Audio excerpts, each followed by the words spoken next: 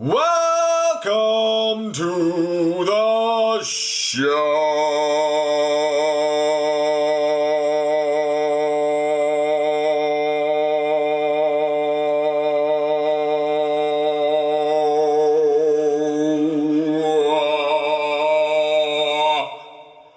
How long do you think you can hold your breath for?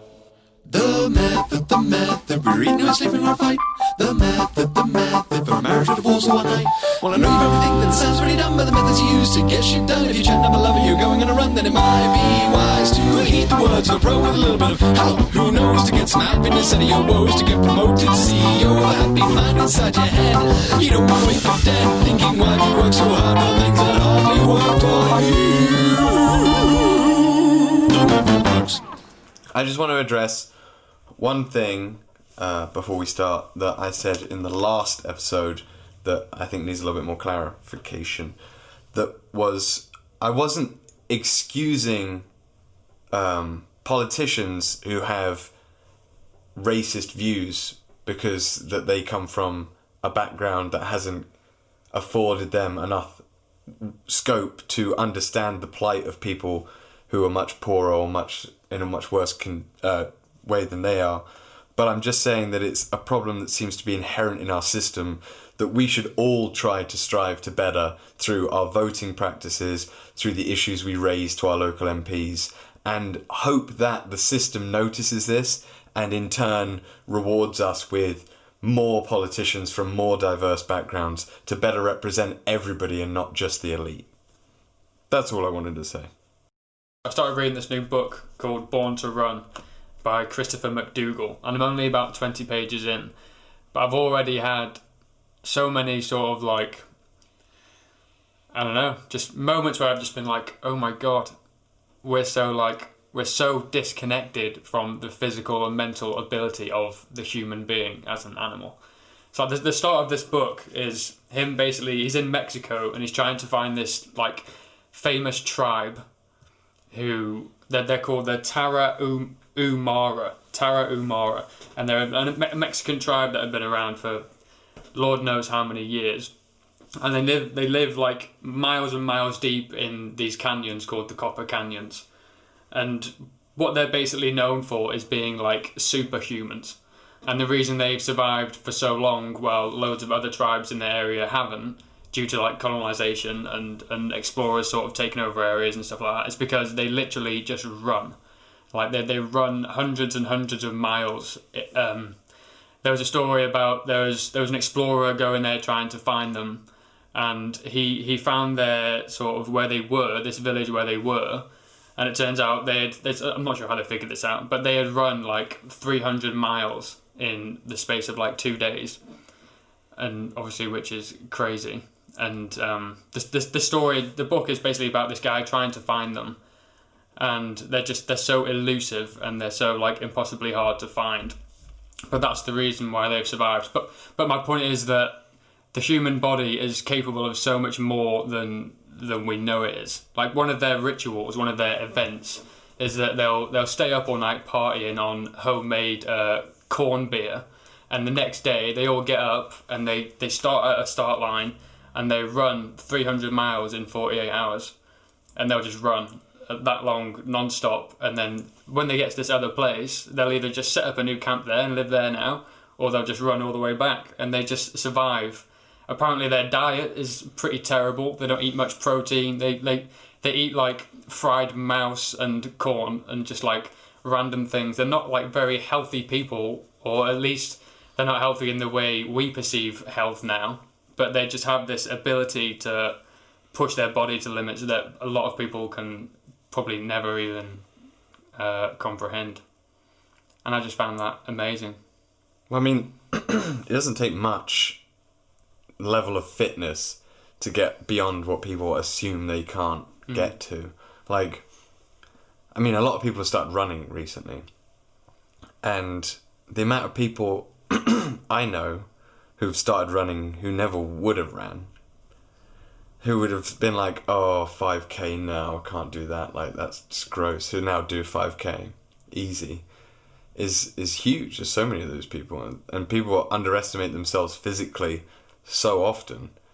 And I think there's like the ideal that you want to become this sort of like bronzed, muscly god or goddess, and to get there is very unachievable.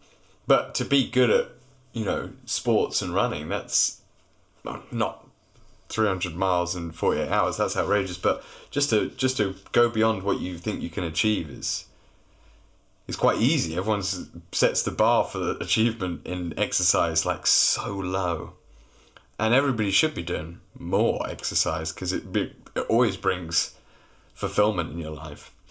If you're someone who doesn't have a regular exercise, you're not only missing out on the endorphins and the feeling better from being healthy, you're also missing out on having something that you achieve every week.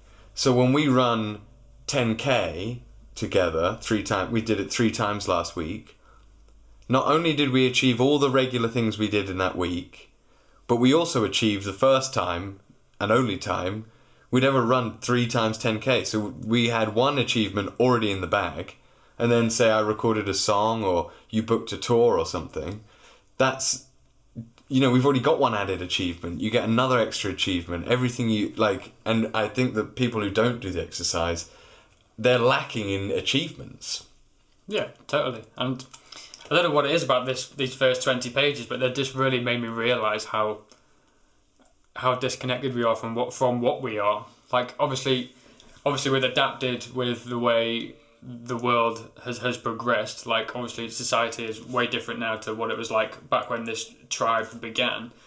But the fact that this tribe has continued and are able to like go through these what people are calling superhuman feats of exercise kind of tells you what humans are capable of and what we aren't making use of with our current lifestyles. Well, a lot of people are do this now. There's like the Moab 240, which is like a 240-mile race through a desert. Like there are things cropping up now where people are showing what humans can do, but there are obviously way more people who aren't even sort of like considering the fact that they could get up. And me and you probably capable of bit of a stretch, but probably capable of going and doing a marathon right now if we really wanted to. Yeah, and just for everybody else's reference, the furthest I've ever run is 10K. The furthest you've ever run is like maybe 12. Right. So yeah, exactly. Yeah, so we could do it. Yeah, I probably could run a marathon. It would be a slog. It'd be difficult, but like the point is that we're physically capable of way more than we allow ourselves to be, and I think that's an issue. And I think that like that probably connects itself to a lot of other mental and physical issues that people have. Like we're just not using our bodies like we are made for. Do you think it's like connected to being able to sort of quit easily? Yeah, definitely. I mean, I think everyone who like starts running and isn't very good at it and then gets good, once you get to the point, or at least gets good, relatively, once you get to the point where you've made progress, you realise how easy it was to quit.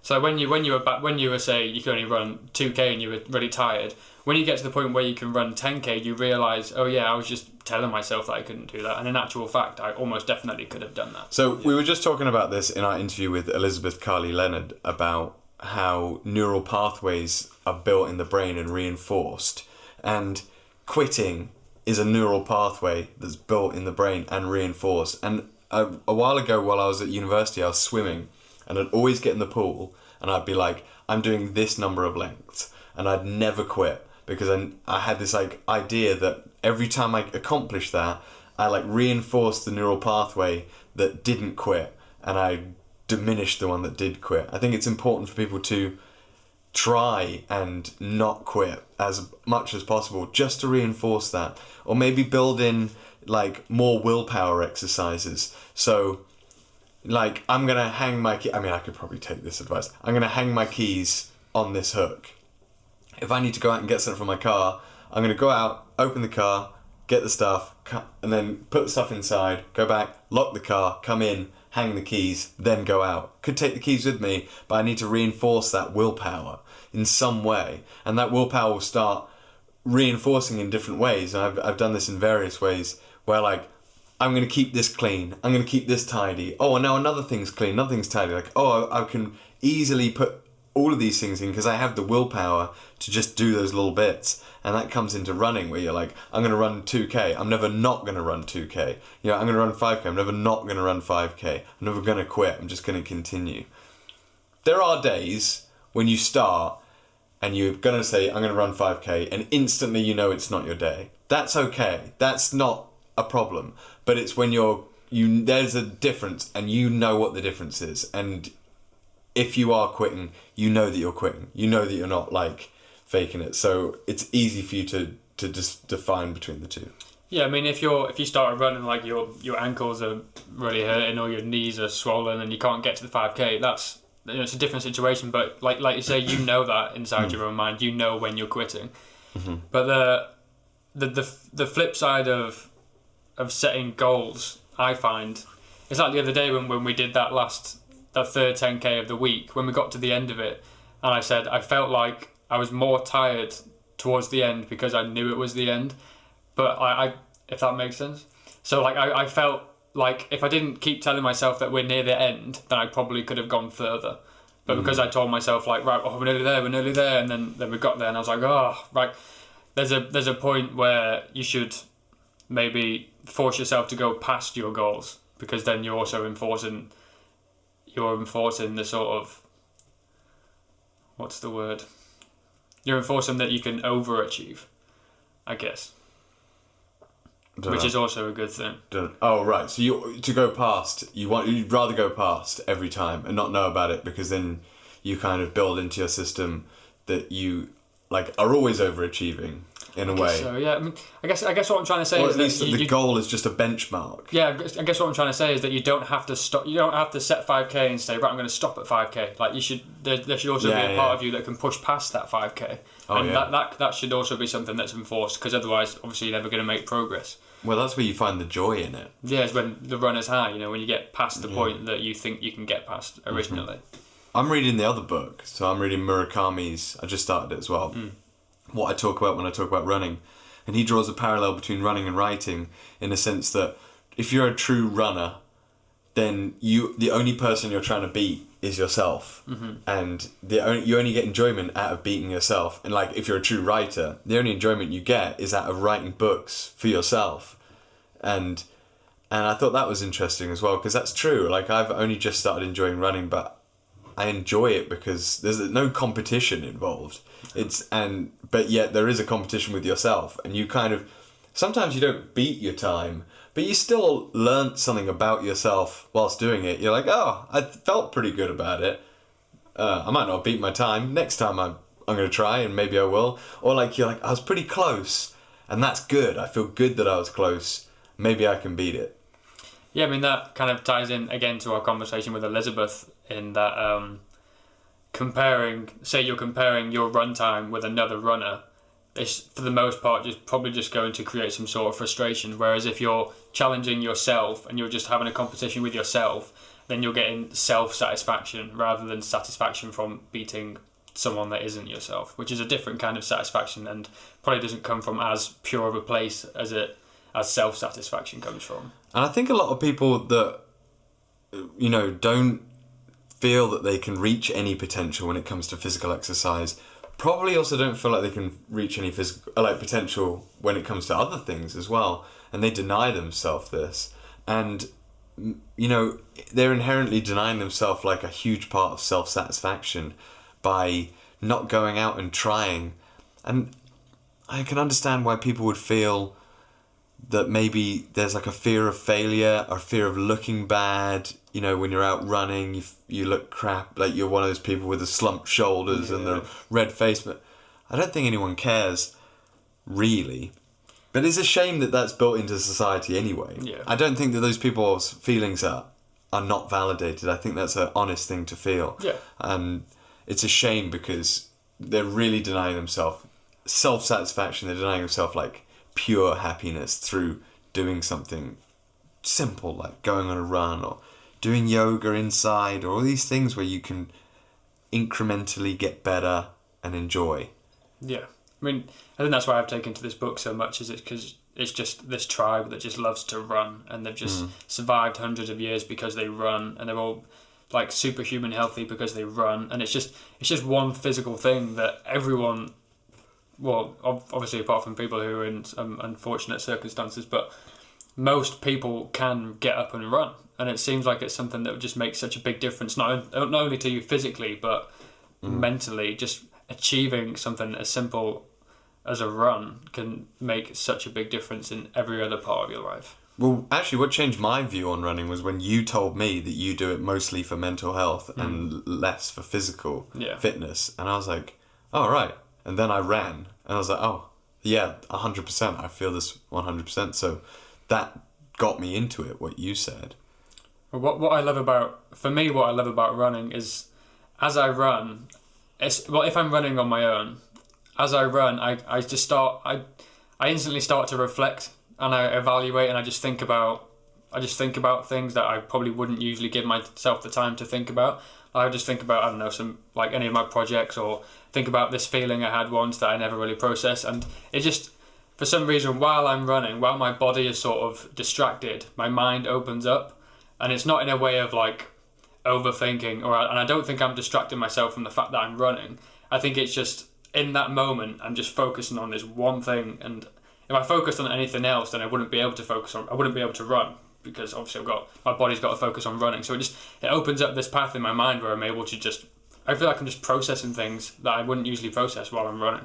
And that was just a massive help for me. And the further I run, the more I process. So it's kind of like, it just fits hand in hand. I feel the same with yoga as well. I used to do it in the morning, and oh my God, if you haven't done yoga in the morning before a day, or particularly a busy day full of lots of odd jobs, then you don't know what satisfaction you can get out of that. Like, even if you just take 10, 15 minutes, just wake up and just stretch, just touch your toes, and the amount of decluttering your brain can do on its own whilst you're doing something physical is unbelievable. Like, you'll wake up and you'll think, right, I've got to take this thing to the post office, I've got this other thing I need to write, I've got to see this person, and I've got to organise my thoughts on this project that I'm working on. And that can seem like way too much for a day.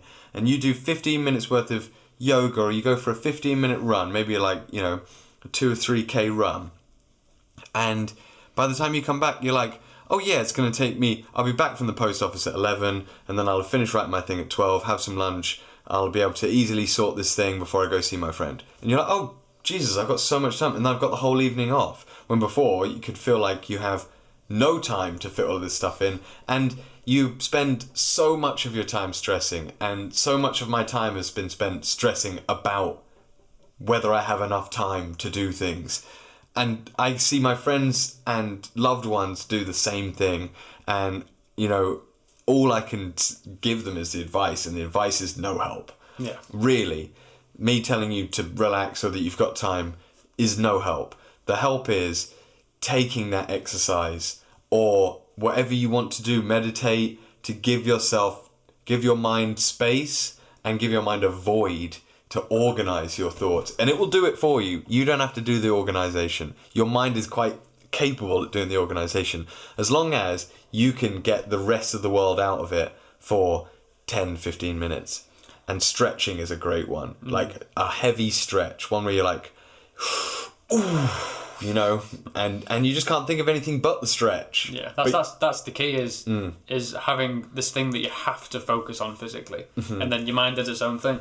And I think it's hard for people to see the benefit without trying it. Because if you say to someone, "Oh, just do some yoga and you'll feel relaxed," without actually trying it, you're probably just going to think, "Oh, bollocks." Like, I think driving's the same though. When you drive, you kind of just give yourself enough occupation. You don't want to be going out doing sort of like HIIT training, high intensity workouts. Then you don't necessarily give your mind enough space to breathe. But when you're doing sort of like a gentle jog, like a heavy stretch or a drive or a meditate, then that's the space that your mind needs. Yeah. I think. I totally agree. And that's, again, just why I love running, because it's so simple and it doesn't require much sort of like, it requires focus to run, but it's not like you have to think about fucking benching 100 kilograms. You don't have to think about like your focus on your movement. You don't have to worry about, if you're in the middle of a gym or anything. But if you're just outside running almost aimlessly, like we started we tried it a couple of times where we didn't plan a route, and we just ran and just let our body take us. And that freedom just gives you this feeling that you can't really get from anything else. Also, massive piece of advice that you gave me that changed my life in terms of running: don't listen to music. If you listen to music, I mean, some people can and some people do. Murakami, he runs it every day. He listens to music. Whatever. It works for some people. I'm not going to say that. But if you have never tried it, try running with no music and try getting into that meditative state. And that's where the running exists, is when you're thinking about nothing. Your mind is in a void. You're letting these thoughts pass through, and you're just going. That's when you really achieve what people set out to achieve when they run, which is a sort of mental zen, a clarity, and a physical high. Yeah, and I mean, obviously there are the clear benefits of just being physically healthier too. Like, obviously it's going to help your cardiovascular system, your heart. Like, there are all those benefits to it too, but that doesn't matter. That just comes with it. I don't think that's necessarily the main benefit that you should be considering. No one who runs and who really loves running gets their enjoyment out of being fit. No. They get their enjoyment out of achieving something, and they get their enjoyment out of the mental clarity that both the achievement and the void that your brain gets in whilst you run provides you. There's a podcast that I listen to quite a lot, the Rich Roll podcast with Rich Roll, and I can't speak on his story too much because I can't quite remember the details, but he used to be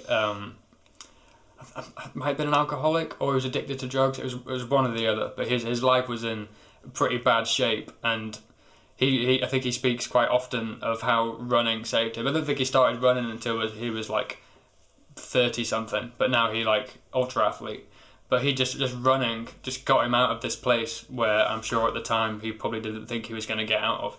And it's just so simple. You just got to get up and run, and the benefits that come with running just lead to a whole other bunch of things, like breaking your addiction to drugs or alcohol just from running. Yeah, man, it's pretty crazy. It does seem that it's almost too simple to be effective. And I kind of get that point as well. I'm sure there's loads of people listen to this. Well, there's probably not loads of people listen to this anyway. I'm sure people will listen to this and think, there's no way what they're saying can be true, because running is such a simple thing that I see people do, and no one looks like they're enjoying it when they're doing it, and so many people talk smack about it. But honestly, it is simple, and I put it off for years. I couldn't be bothered to do it for years. And when I finally got round, when you gave me that advice, that you run for mental health and don't listen to music, and then I started running and I started really enjoying it, and then bingo, I love it now. You know what I mean? I want to continue doing it until, I don't just want to continue doing it. I want it to continue to be part of my life in a way that I find it meditative. I mean, same with yoga. It's not just running. I think yoga gives that to you. I think swimming is a great one. Yeah. There's a real repetitiveness in swimming. They're like dunk, and up, and dunk, and up, and you have to breathe really rhythmically just to work. And that's a great one. And meditation, although I find it very difficult to meditate, like I've used the Headspace app. That's pretty good, but I don't find it something that is easy for me to get into a habit of. But when I have done it, it has given me that same space. Yeah. With meditation, for me, it's one of those things where I'll drop in and out of it in phases, where I'll spend a month and I'll do it religiously, 15-20 minutes every single day, but then I won't do it for another 4 months. And I feel like when I do it, I only do it at times where I feel like I really need to, and I feel like that's maybe not the best thing. I mean, it helps when I do it, but then because I stop it, I go backwards again. But so holding up, but I don't know about that, because I don't know if you should be putting an achievement on meditation like that though. If you do it when you need to do it, that sounds like a good time to do it, man. Yeah, exactly. Like there can be no way that you should compete in meditation. I guess that kind of goes against what meditation's all about as well, in terms of just going with just give yourself the time to be yourself and not the social construction that you have to be. Exactly. Even when you're in the house with me and your girlfriend. Yeah, exactly. Don't listen to me, or listen to your feet. Notice how you breathe, 'cause this is running.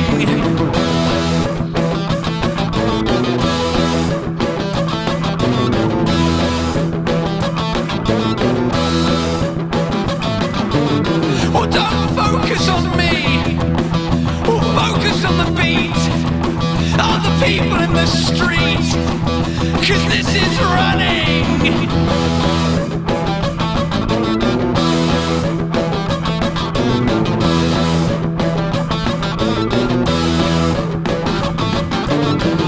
Or try to get away. Don't waste these precious days. That's what everybody seems to say. So try running.